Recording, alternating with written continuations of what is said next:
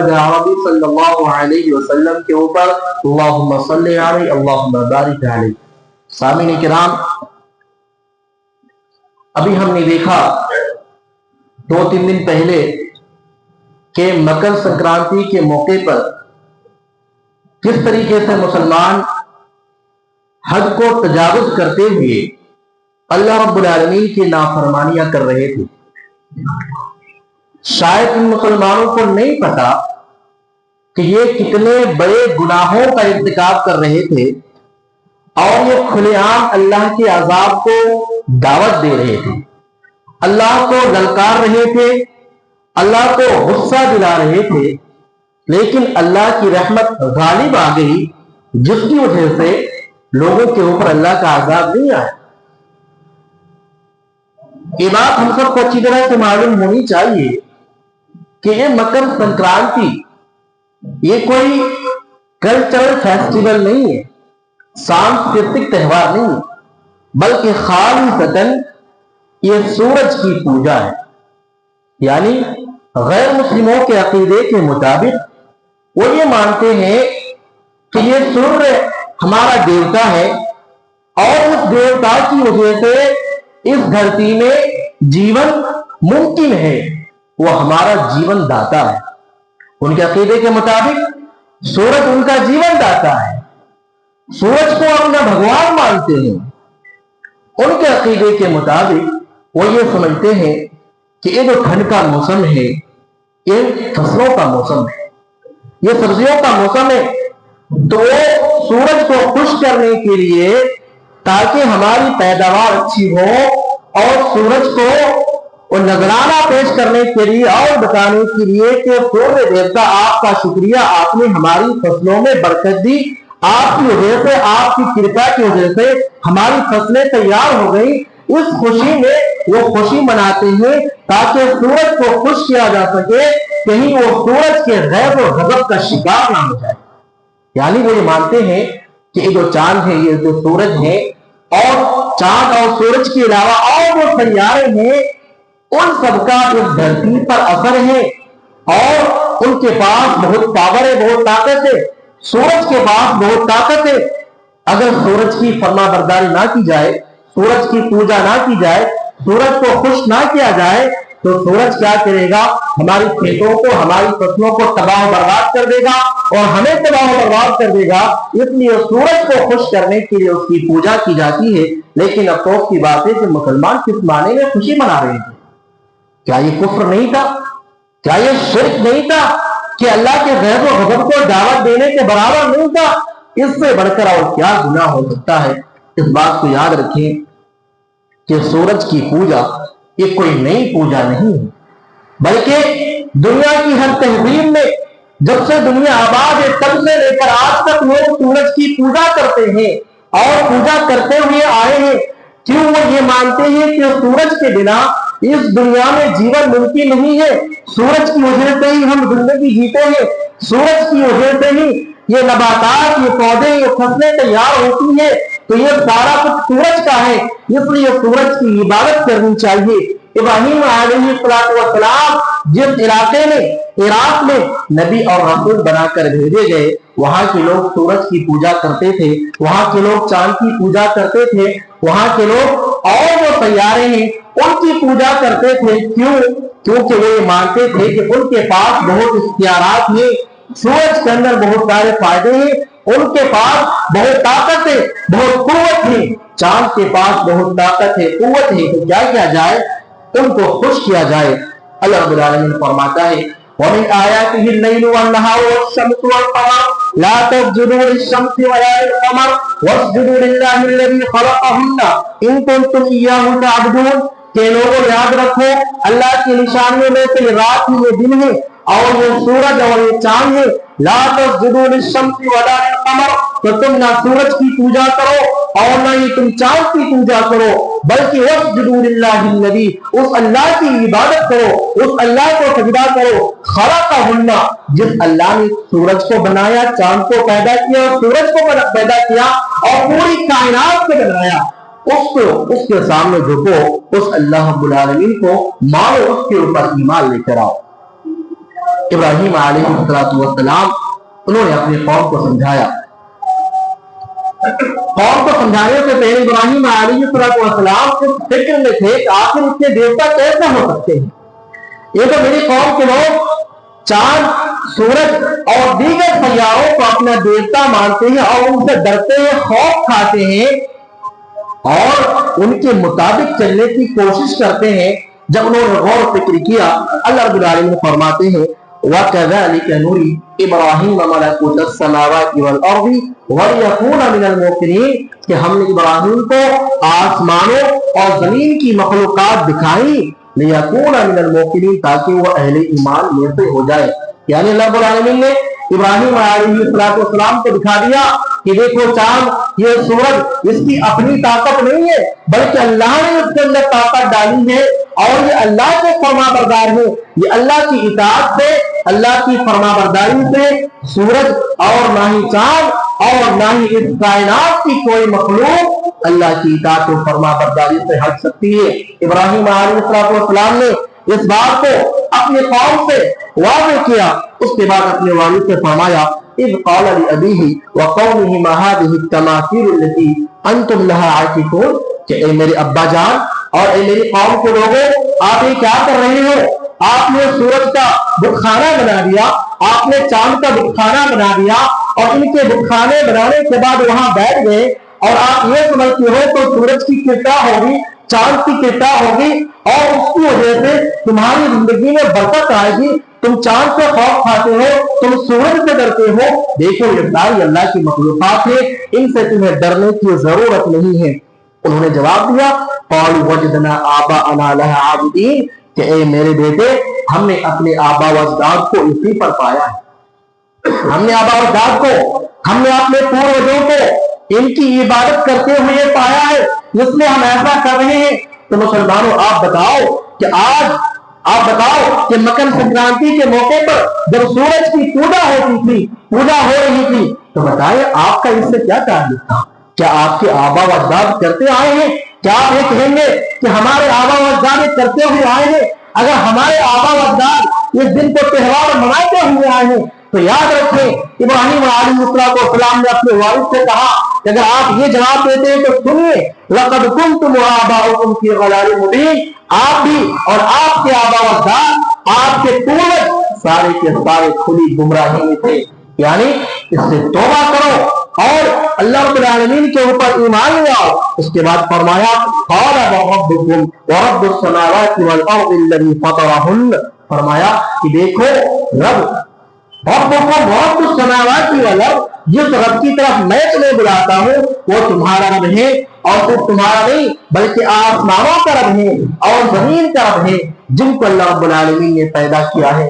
यानी तुम सूरज को देवता मानते हो, तुम सूरज को मानते हो कि तुम्हारी जिंदगी में असरअंदाज होता है, तुम चांद को मानते हो कि चांद तुम्हारी जिंदगी में असरअंदाज होता है, चांद के अंदर ताकत है, कुव्वत है कि तुम्हें वो शिफा दे, तुम्हें बीमार कर दे और ये सारी चीजें जो तुम मानते हो, याद रखो इन सब का रब अल्लाह रब्बुल आलमीन है जो तुम्हारा रब है और उनका भी रब है। इब्राहिम अलैहिस्सलाम अपने वालिद मोहतरम को और अपने कौम को समझाते रहे। आखिरकार फरमाया फमा ज़न्नुकुम बिरब्बिल आलमीन, तुम्हारा बताओ कि तुम्हारा अल्लाह रब्बुल आलमीन के ताल्लुक से क्या गुमान है, क्या अकीदा है, तुम क्या समझते हो, बताओ तो जरा।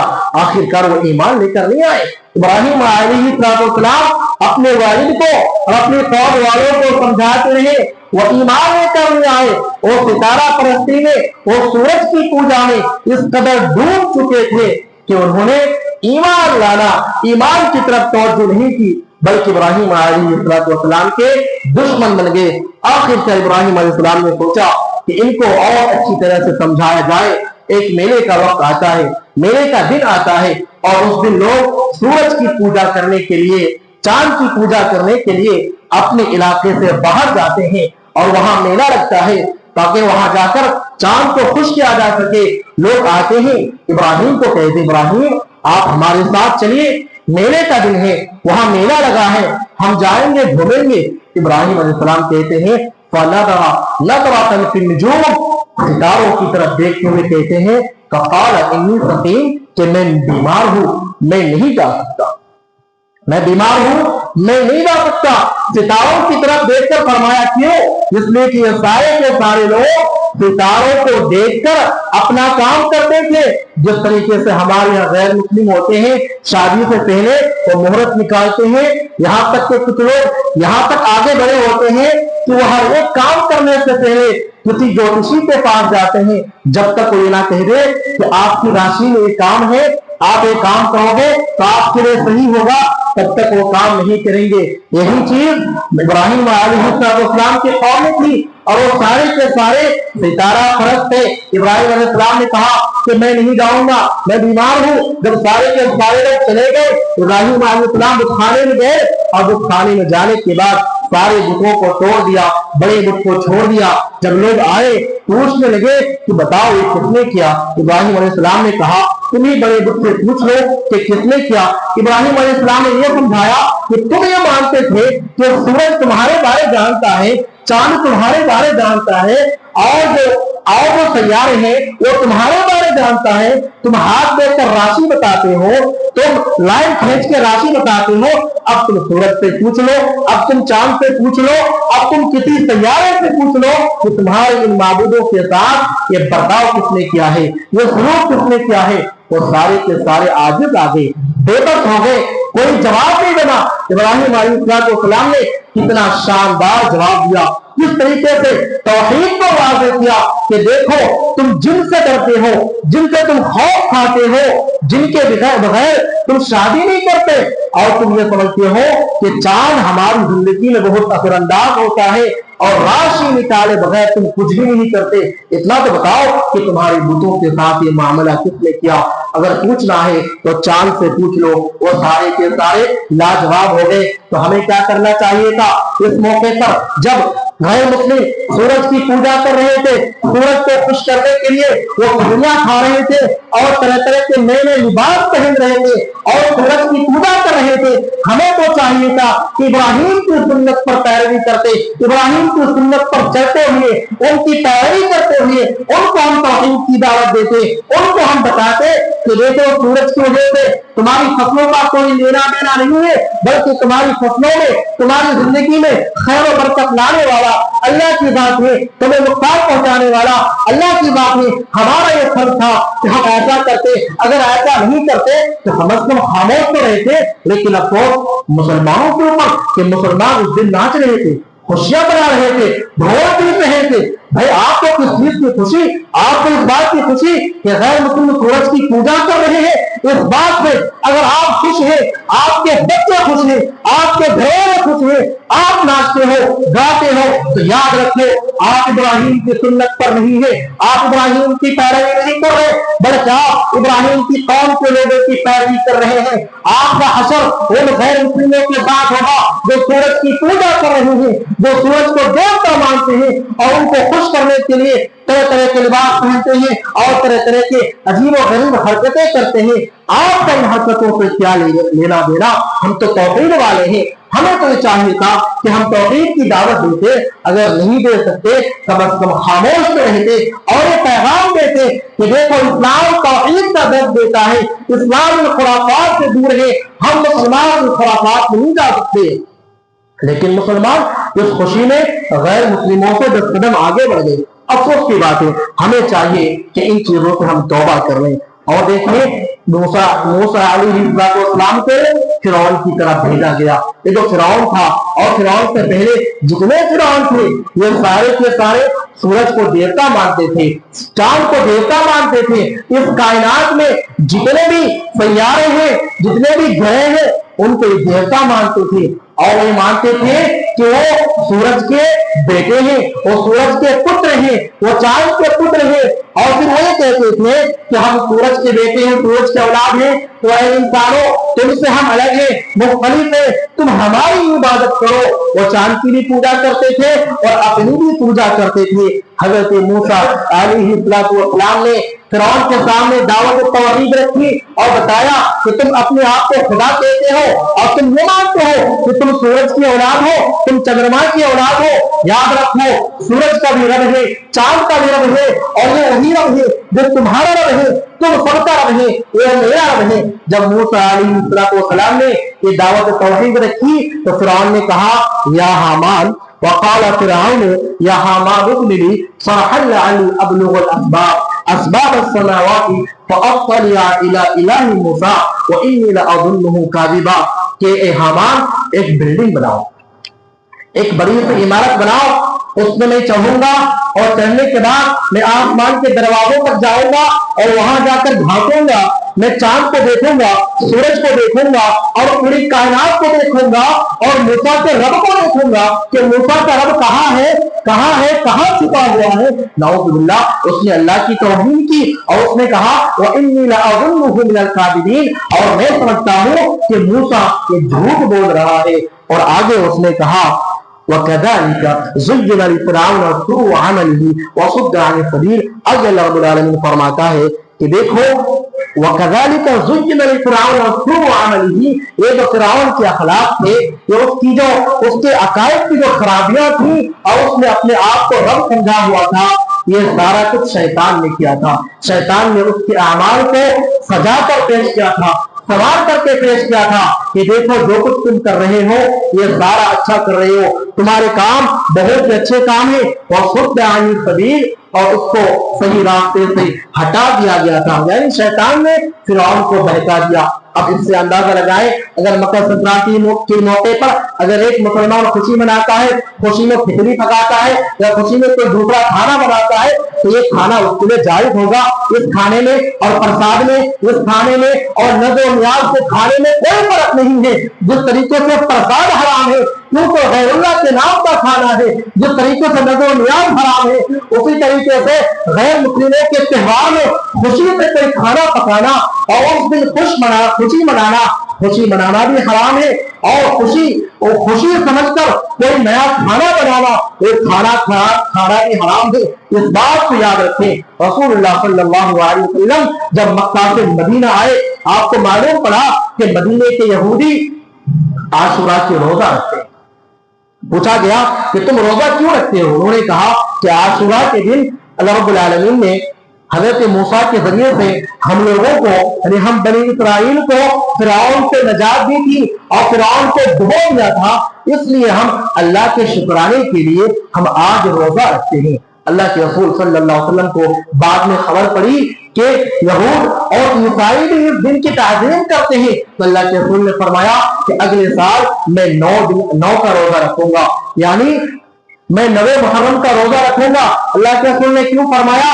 ताकि यहूदियों से मुसावियत ना हो जाए, क्योंकि यहूदी 10 दिन का रोजा रखते हैं। अब मुसलमान भी 10 दिन का रोजा रखेंगे तो लोगों को लगेगा कि यहूदियत और इस्लाम दोनों एक है। अल्लाह के रसूल ने इस बात को वाज़ेह करने के लिए कि देखो यहूदियत और इस्लाम एक नहीं है, अल्लाह के रसूल ने फरमाया कि अगले साल मैं 9 मुहर्रम का रोजा रखूंगा और 10वें का भी रखूंगा, ताकि वाज़ेह हो जाए कि इस्लाम अलग है और यहूदियत अलग है। और इस बात से अंदाजा लगाए कि अगर हम सिर्फ 10वें मुहर्रम का रोजा रखें, सिर्फ और सिर्फ 10वें मुहर्रम का रोजा रखें और जानबूझकर 9 मुहर्रम का रोजा छोड़ दे तो ये तो गलत होगा, ये यहूदियों से मुशाबियत होगी। अगर इबादत में यहूदियों से मुशाबियत हो जाए तो वो इबादत कबूल नहीं होती। तो अब मानिए कि मकर संक्रांति के मौके पर जो लोग खुश हो रहे थे, खुशियां मना रहे थे, वो कितना बड़ा गुनाह कर रहे थे, वो सराहतन कुफ्र का काम कर रहे थे, वो कुफ्र कर रहे थे। और इस बात को याद रखें, ये सूरज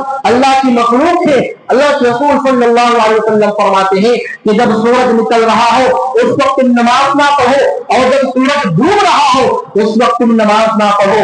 क्यों? क्योंकि जब सूरज निकलता है तो गैर मुस्लिम सूरज की पूजा करते हैं, जब सूरज डूबता है तो गैर मुस्लिम सूरज की पूजा करते हैं। उस वक्त वो पूजा कर रहे होते हैं, इसलिए हम उस वक्त अल्लाह की इबादत नहीं कर सकते। अल्लाह के रसूल ने मना कर दिया।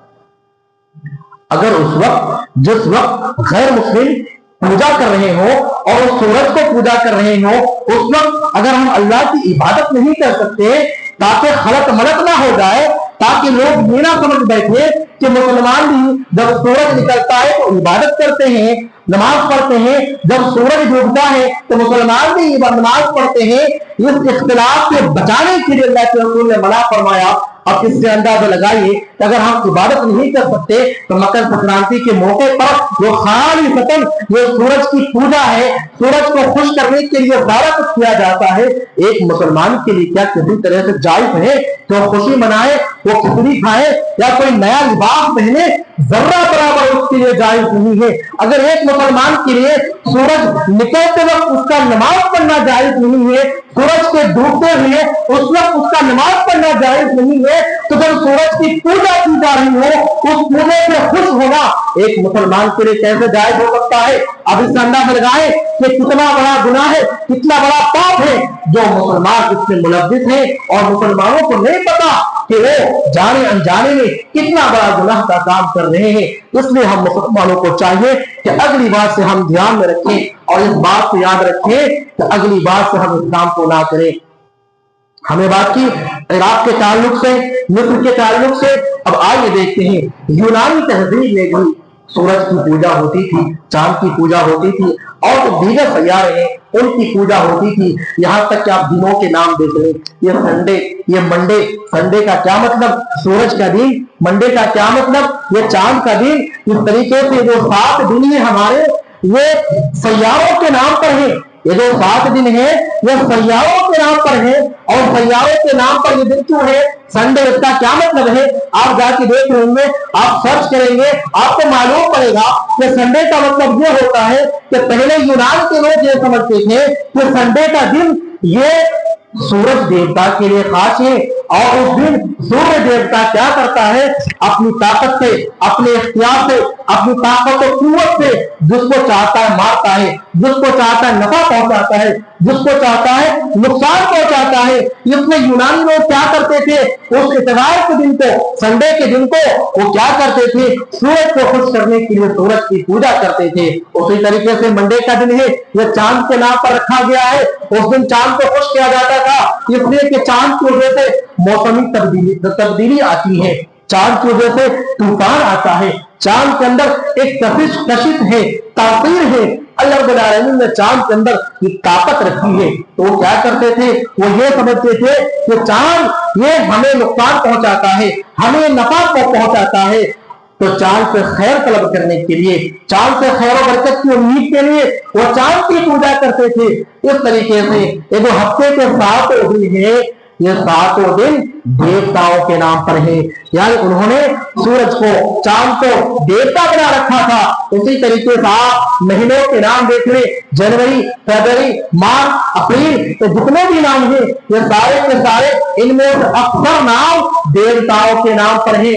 इससे अंदाजा हो जाना चाहिए कि ये चांद की पूजा, ये सूरज की पूजा कोई मामूली पूजा नहीं बल्कि बहुत बड़ी पूजा है। और हम सबको चाहिए कि हम इससे बिल्कुल एहतराम करें, दूर रहे, इसका शायदा तक हमारे पास ना आए। और बिल्कुल इस्लाम वाज़ेह हो जाना चाहिए गैर मुस्लिमों के लिए, और मुसलमान बिल्कुल वाज़ेह हो जाना चाहिए कि मुसलमानों के अमाल ये हैं, मुसलमानों का अखलाक ये है और मुसलमानों के आदात व अतवार ये हैं। हज़रत सुलेमान अलैहिस्सलाम एक मर्तबा अपने लश्कर की खबर ले रहे थे। आपने देखा कि यहाँ हुदहुद परिंदा मौजूद नहीं है। सुलेमान अलैहिस्सलाम ने कहा कि हुदहुद परिंदा कहाँ गया है?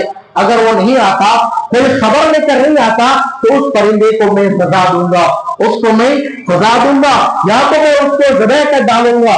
थोड़ी देर के बाद वो हुदहुद परिंदा आता है और कहता है वजदतुहा व कौमहा यसजुदून लिश-शम्स मिन दूनिल्लाहि व ज़य्यना लहुम अश-शैतानु अअमालहुम फसद्दहुम अन सबील फहुम ला यहतदून। वो परिंदा आकर कहता है कि ऐ नबी मुहतरम, मैं गया था यमन की सरजमीन में, मैंने वहां जाकर देखा कि वहां के लोग सूरज की पूजा करते हैं।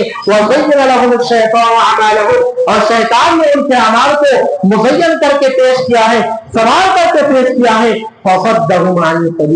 और उनको सही रास्ते से दूर कर दिया है, उनको सही रास्ते से हटा दिया है।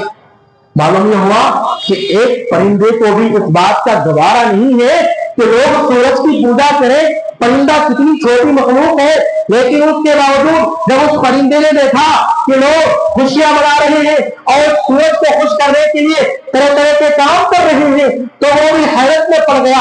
और सुलेमान अलैहिस्सलाम से आकर वो हैरत में बयान करता है कि मैंने ऐसी कौम को दुनिया में देखा जो सूरज की पूजा कर रही है। अब इससे अंदाजा लगाए कि मुसलमानों, जब सूरज की पूजा हो रही थी, हम खुश हो रहे थे, तो ये परिंदे, ये चरिंद, ये परिंद हमें देखकर क्या सोचते होंगे कि ये मुसलमान है। और इस बात को याद रखें, परिंदे कभी शिरक नहीं करते। ये चिड़िया, ये दरिंद, ये परिंद, ये चरिंद, जितने भी मखलूकात हैं, ये कभी शिरक नहीं करते। आपने कभी देखा है किसी परिंदा को शिरक करते हुए? आपने कभी देखा है किसी जानवर को शिरक करते हुए?